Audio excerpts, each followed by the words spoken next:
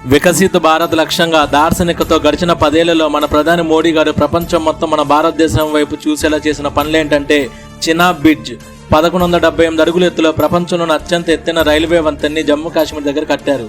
బడ్లా solar park 2245 మెగావాట్లతో ప్రపంచంలోని అతిపెద్ద solar power plant ని రాజస్థాన్లోని తారాడలో నిర్మించారు. అటల్ టన్నల్ 10,000 అడుగుల ఎత్తులో 9 కిలోమీటర్ల పొడవుతో ప్రపంచంలోని అతిపెద్ద సొరంగ మార్గాన్ని హిమాచల్ ప్రదేశ్ రాష్ట్రంలో నిర్మించారు. సుదర్శన్ సేతు శ్రీకృష్ణుడు పుట్టిన గుజరాత్లోని ద్వారకాను కలుపుతూ 3 కిలోమీటర్ల పొడవున దేశంలోనే అతి పొడవైన కేబుల్ బ్రిడ్జిని కట్టారు.